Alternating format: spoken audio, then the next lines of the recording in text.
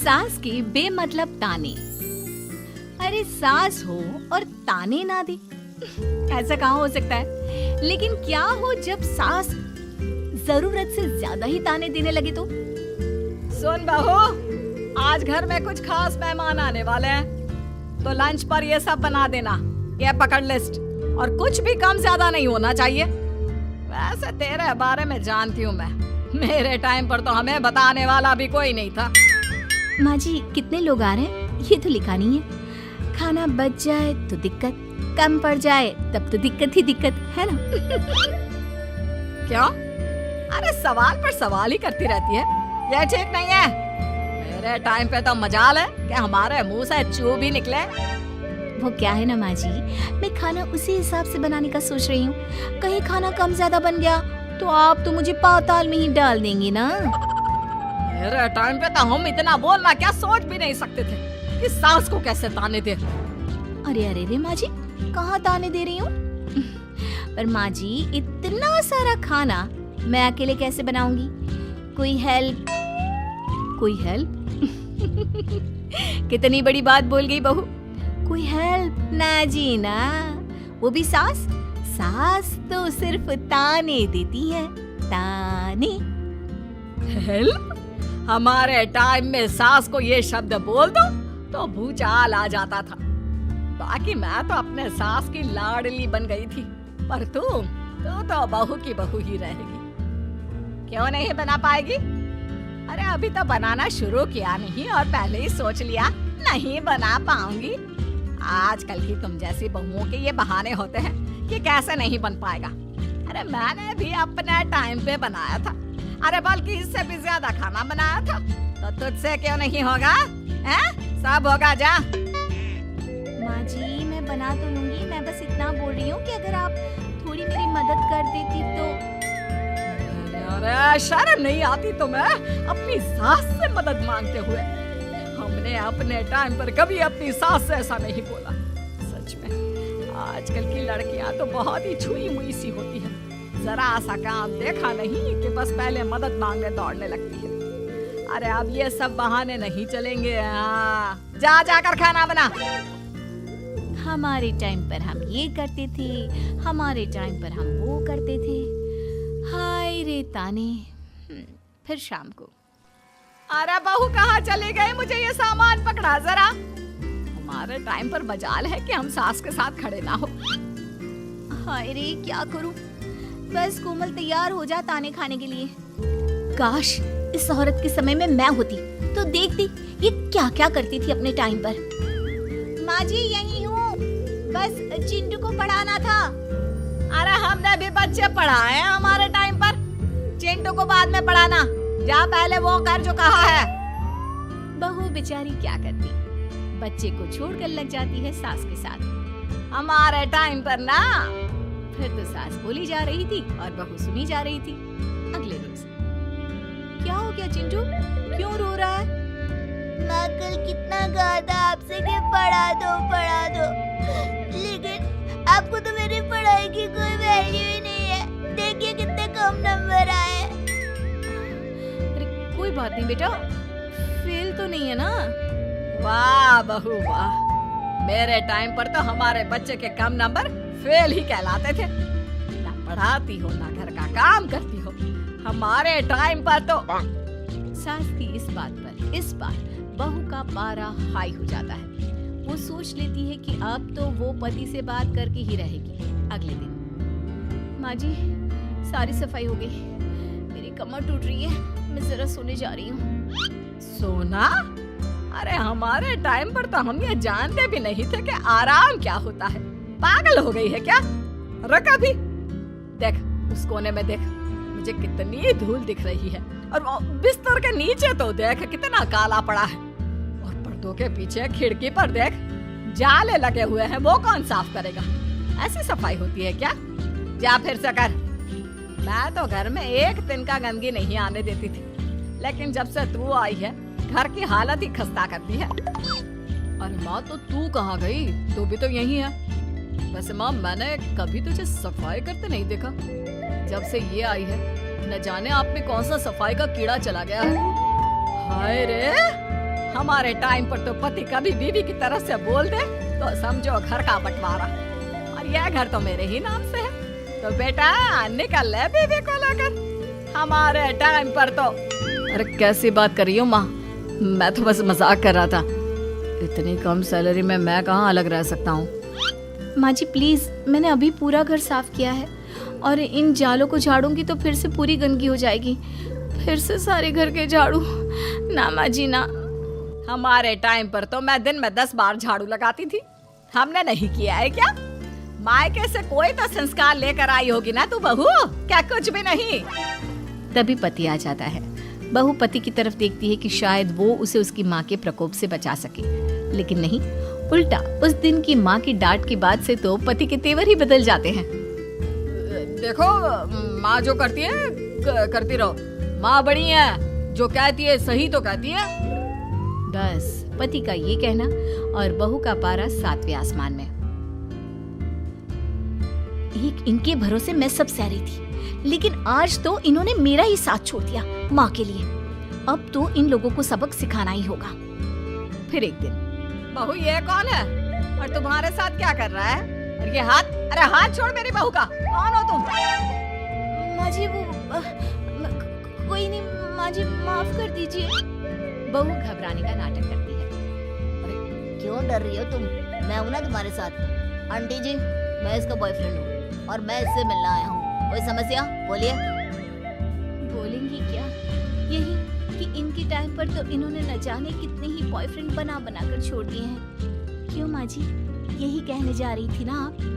अब क्या था, सास की बोलती बात। कैसे कहे कि उनके टाइम पर। बहू ये सब ठीक नहीं है। मेरे टाइम पर। हाँ हाँ आंटी जी, क्या आपके टाइम पर क्या? जरा हमें भी बताइए ना। अरे हमारे टाइम पर बॉयफ्रेंड कुछ नहीं होता था। सास की आंखों की शर्म होती थी। अरे पति के अलावा किसी और से बात भी नहीं करते थे हम लोग। ये क्या चल रहा है बहू? चल क्या रहा है आंटी? ये तो परेशान है आपके घर में आकर। आप हर बात पर इसे सुनाती रहती हैं, ताने माने। अब इससे बर्दाश्त नहीं होते तो मैंने सोचा क्यों ना मैं इसे अपने ही घर ले जाऊं, कम से कम आराम से तो रहेगी। अरे हमारे वक्त में तो ऐसा नहीं होता था कि सास के ताने बर्दाश्त नहीं तो किसी और के साथ चली जाओ। अब नहीं होता तो नहीं होता माँ जी। मैं भी तो कल को अपनी बहू को कुछ अपने वक्त की सुनाऊंगी ना कि सास के ताने समझ में नहीं आ रहे थे अपने वक्त में, तो मैं अपने बॉयफ्रेंड के साथ चली गई। वाह, फिर तुम्हारी बहू को समझ में आएगा कि तुम कितनी मॉडर्न थी अपने वक्त में। अरे चुप, बिल्कुल चुप। क्या बकवास कर रहे हो तुम दोनों? तो क्या करे, पति को तो अपने घर की लालच दे रखी है, वो तो मेरे लिए बोलते नहीं, तो किसी के पास तो मैं रहूं ना शांति से। तभी पति आ जाता है। नहीं, दूसरा घर तो मैं ले सकता हूँ, लेकिन दूसरी बीवी नहीं। माँ वो कितने ताने सहेगी? मुझे मेरी गलती का एहसास हो गया है। चलो हम कहीं और रहेंगे। अरे नहीं, हमारे जमाने में। फिर माँ जी? मतलब मैं कैसे रहूंगी तुम लोगों के बिना? बहू मुझे माफ कर दे।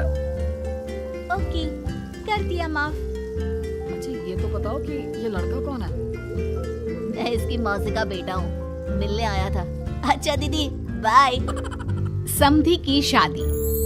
इस कहानी की हीरोइन गंगा है, जो अपनी समधन की मौत के बाद अपने समधी के अकेलेपन को समझते हुए समधी की दूसरी शादी करवाती है। लेकिन उसकी बहू इस बात से बिल्कुल खुश नहीं होती। मुझे लगता है आपको शादी कर ही लेनी चाहिए। आपकी इस उम्र में ख्याल रखने वाला भी तो कोई होना चाहिए ना। वैसे भी आपकी इकलौती बेटी थी, वो भी हम ले गए। अरे इस उम्र में शादी, लोग क्या सोचेंगे और कैसे कैसे बातें बनाएंगे कि जिस उम्र में इसे अपने पोते पोते को गोद में खिलाना चाहिए, उस उम्र में ये शादी कर रहा है। ऊपर से नव्या क्या सोचेगी मेरे बारे में कि माँ को गए हुए 1 साल भी नहीं हुआ और पापा ने दूसरी शादी करी। मुझे नहीं लगता इस शादी से नव्या को कोई परेशानी होगी। उल्टा उसे खुशी मिलेगी कि उसकी गैर मौजूदगी में उसके पिता का कोई ख्याल रखने वाला है।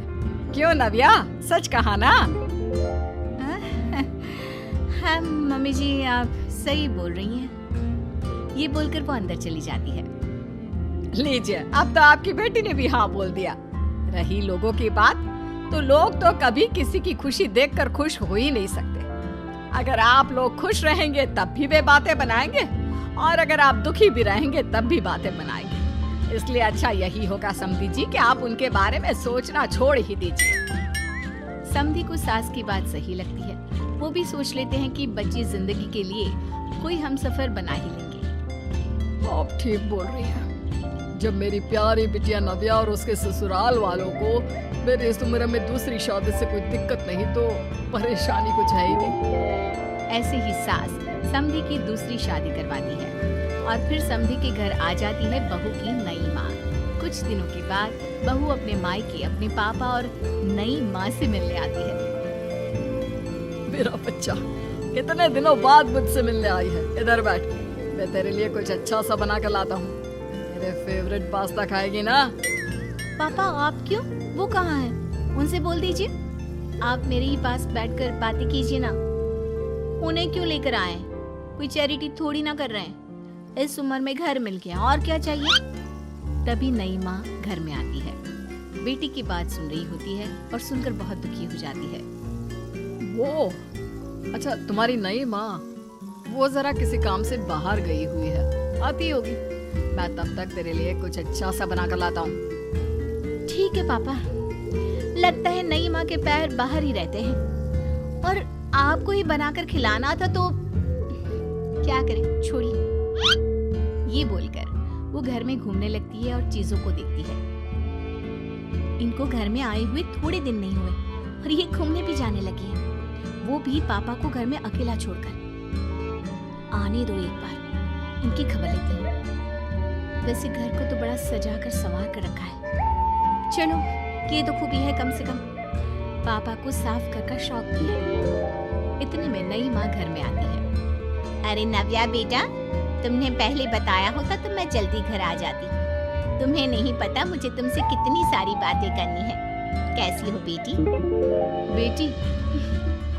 हाँ, वैसे अब तो मैं आपकी बेटी हो ही गई हूँ, ना चाहते हुए भी। खैर, आप गई कहाँ थी? शादी हुए कुछ दिन भी नहीं हुए और आपने घूमने जाना भी शुरू कर दिया।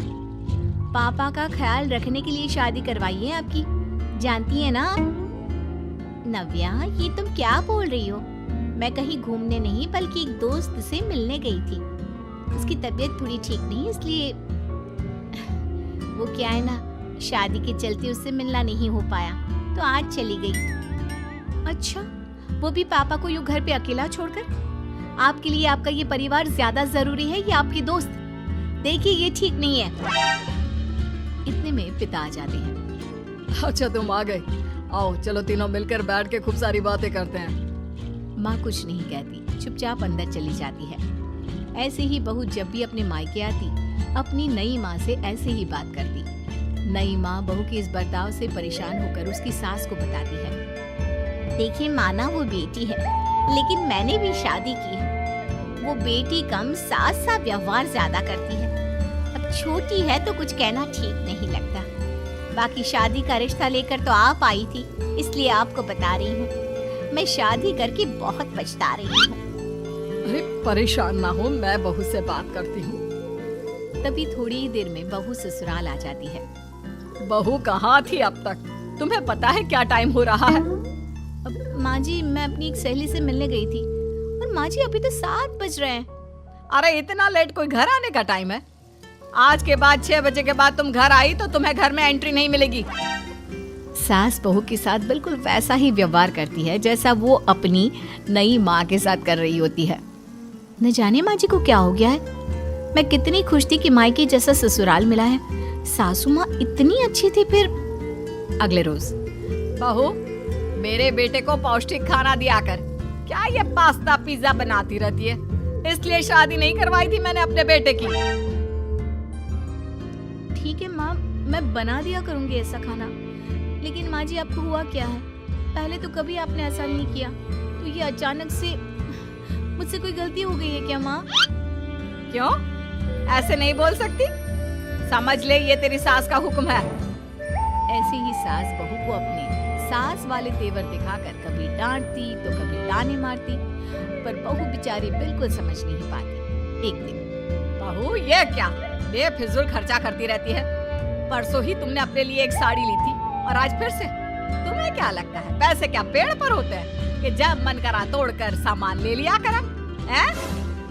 वो माँ जी बहुत अच्छी लगी तो ले आई। अच्छी लगी तो ले आई।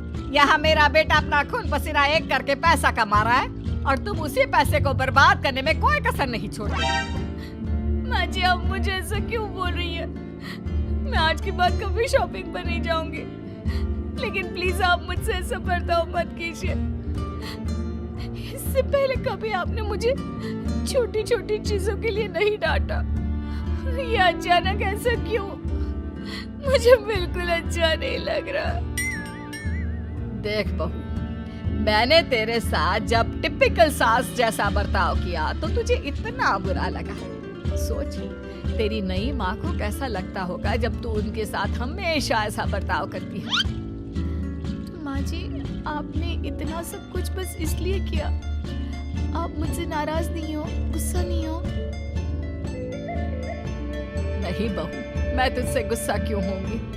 मैं तो तुझे बस इतना समझाना चाहती हूँ कि अपनी नई माँ से सास जैसा बर्ताव करना बंद कर दे।